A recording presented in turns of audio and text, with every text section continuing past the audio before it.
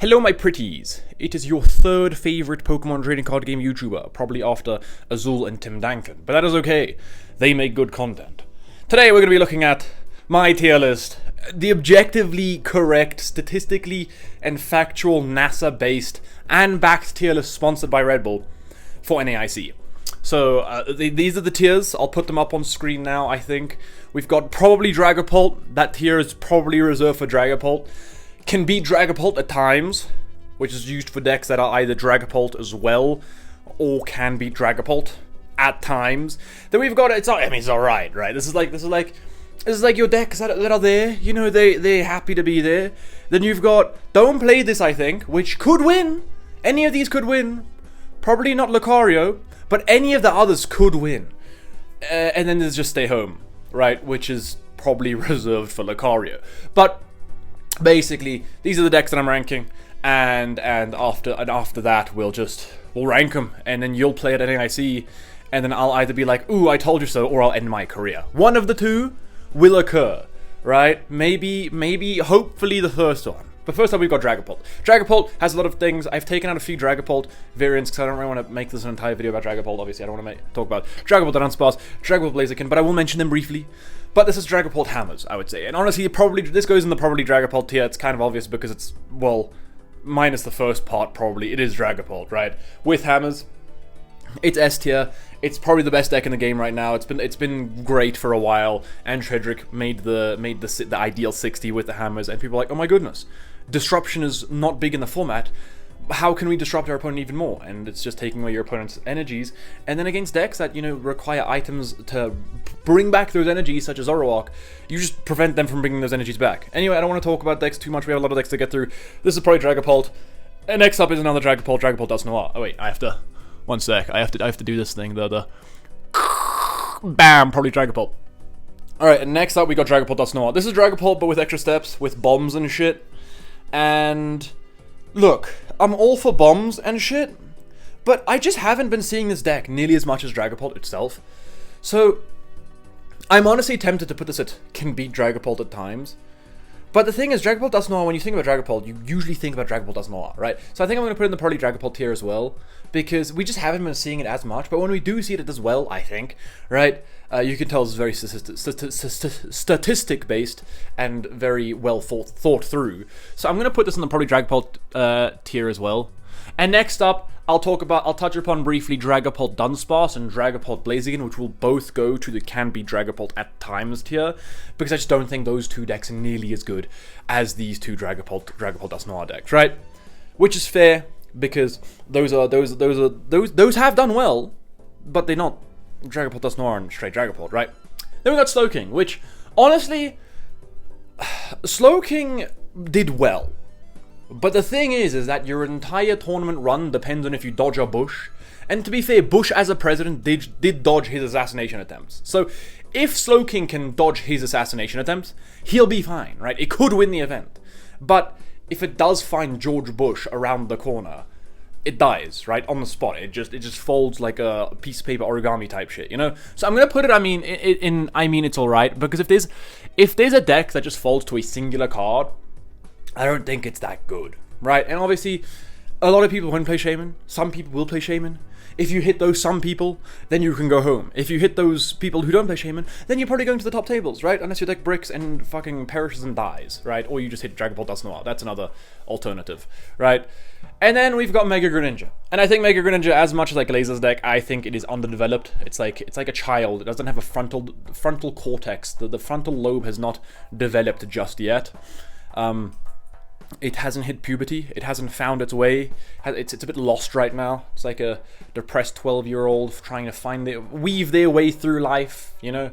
It's not there yet. So I'm going to put this in Don't Play This, I think.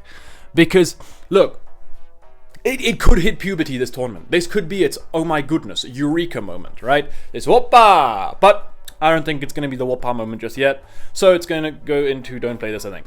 Next up is Raging Bolt Ogerpon, right? And I was considering taking this off the list in favor of Big Basic Box, Slot Box, but I think Raging Bolt Ogerpon is okay. I think it's fine.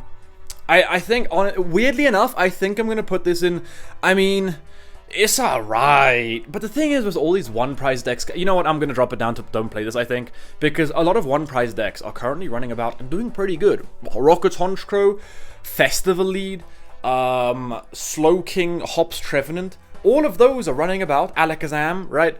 Enraging, but all these big EX decks just kind of struggle against that. So I think I'm going to put this in like bottom of, I mean, it's alright. Because it does still have like an okay-ish Dragapult matchup to an extent. And then we have my Sweet Prince. Then we have my beautiful little baby Zoroark. Oh, I could make a tier list just for Zoroark matchups. I should do that, dude. Because look, if we just kind of do this and only look at the probably Dragapult tier, we're playing the best deck in the game. However, the more we reveal the thing, it just gets worse, doesn't it, right? I'm gonna put this in the I mean it's alright. Because if, just like Slowking, if you don't hit Shaman, you'll be fine. Except for Zoroark, it's if you only hit the best deck in format Dragapult, which is probably going to be like 99.99% share anyway, you'll win the event, right? You'll win the event. Unless, obviously, Zoroark does this thing where it kind of hits you with the... Anyway, enjoy starting fucking a Pekarund, 4 energy, and 3 Cyrano. Like, it's like, yeah, my bad, bro. Anyway, we're gonna go for, it's alright, okay? It's alright. Alakazam the Dunsparce. The thing is, this deck is either shit, or a little bit less shit. And it depends on which version you're playing. There's the control version, which is cool, but I think it's a bit more difficult to play. I don't think the average person can just pick it up and just play it. Like the one that Cyrus Jones played. I think it has some very difficult and interesting lines to actually win the games. And then you have regular Alakazam. And regular Alakazam, I think, is just a fucking stay-at-home deck. But I think the actual Alakazam deck could go into the can-beat Dragapult at times deck. So, look, I'm going to put it there for now, right? But I would... It can also be in the don't play this deck, I think, here at the same time. The same way as Zoroark. If good people play it, it can definitely go into the can be Dragapult tier at times. However, it also just loses to 90% of other things, which is a problem, right? Which is a problem. And then speaking of the things that Zoroark lose, we've got Ogerpon, Meganium, Hydrapple. That shit sounds like a Harry Potter curse. Like, I mean, it's probably a Harry Potter curse to Zoroark. He fucking trembles whenever he hears that shit. Ogerpon, Meganium, Hydrapple. OMH. Is there a better way to call this deck than that? Like Moh, or Hom. Meganium, Ogerpon, Hydrapple, Moh. We'll call it Moh from now on. So I think this deck is good. However, with Dragapult recently taking in Moltres, I think it gets worse. And that's not good. That's not good, right? I think it's gonna go in, I mean it's alright tier. Because, I mean, it is alright. But I'm gonna put it above... I'm gonna put it in the top of this tier. There we go. I'm gonna put it in the top of this tier. Because I think it is alright, but it does kind of just depend on, does Dragapult respect it? And a lot of them have been respecting with the Moltres, right?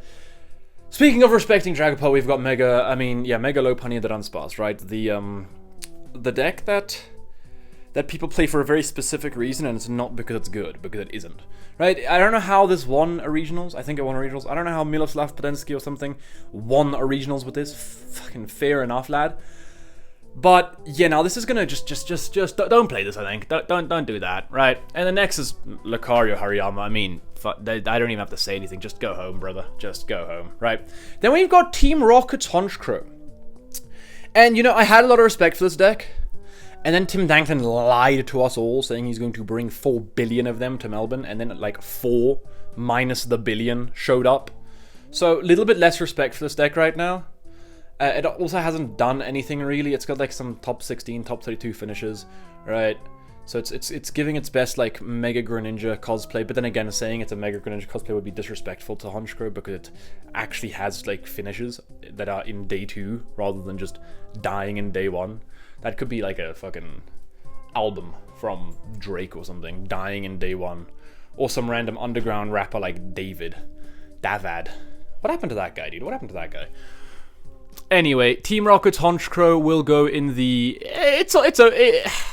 top of don't play this, I think. It'll go in the top of don't play this thing. Next, Beedrill. I have to make the... Beedrillin' your mom. You know, I had to make that joke. Beedrill is surprisingly okay. Right? It's surprisingly not bad, and the only time I watched it on on a stream was, I think it was losing to Hydrapple, right? But I think it's pretty cool. I think it's consistent. However, a lot of watchtowers running around, right? That is something else. That is, honestly, now I think about it, a lot of watchtowers running around. Alakazam Dunsparce might be in a bit of never mind. Beedrill, I think this will go. I think this will go in the can be Dragapult at times tier, like a little bit lower though, right? Then we've got Team Rocket's Mewtwo, which it's just stay at home. It's fallen off the face of the earth. It was good at a time. It really was. However, the people then realized it's just not. It never was. So just stay at home, right? Then we got Festival Lead. As a Zoroark player, I didn't even want to put this on the list. But the thing is, there's a lot of Festival Leads for some reason. It's alright, you know, it's not horrible. But the problem is, you lose to Dragapult. And I don't think you want a deck that just loses to and you'll be like, but I can one-shot them, and dog, they just blow your shit up. They blow your shit up every turn. Like, I'm sorry. I'm sorry, James. James from Philadelphia. Philly. It's not good, right? It's not. Put it down, please. Zoroark needs this. And then we've got Basic Box, and I'm going to do something controversial here and put this in the top of can be Dragapult at times, because I think with a good run, this deck can win the event. We saw it almost win an event last event. I'm pretty sure it just lost to Slowking or the Hops Trevenant, which, fair enough, horrible matchup, right? One prize matchups aren't great, but I think with some Lily's Pearls and stuff, ooh, we could be looking at a real deck, right? And I think it is pretty good. I think it's consistent. I think it's better than Raging Bolt. It's just the better Raging Bolt, right? And it's pretty fun. And then there's Hops Trevenant. And look, I love and respect Hops Trevenant. Just stay at home. Just stay at home, right? Good deck, don't get me wrong. I feel like we might be seeing a few more Dragapult Dust Noirs at this event because of all these one prize decks. I think it is just a stay-at-home angle for you, to be honest. But yeah, this is my NAIC tier list. It is objectively wrong, probably. But yeah, I don't know about the Beedrill placement, to be honest. I think maybe swap Beedrill and Meganium Hydrapple. I think maybe we can do this. And then put Beedrill above Slowking there. And then there we go. There's the correct tier list. Alakazam could also go in the. I think Alakazam can go down a little bit because of the whole, you know, watchtower shenaniganery going on. But yeah, this looks good. If you guys enjoyed, then you should comment down below your social security number. I don't know if I'm allowed to say that. I might get banned. Please don't report me.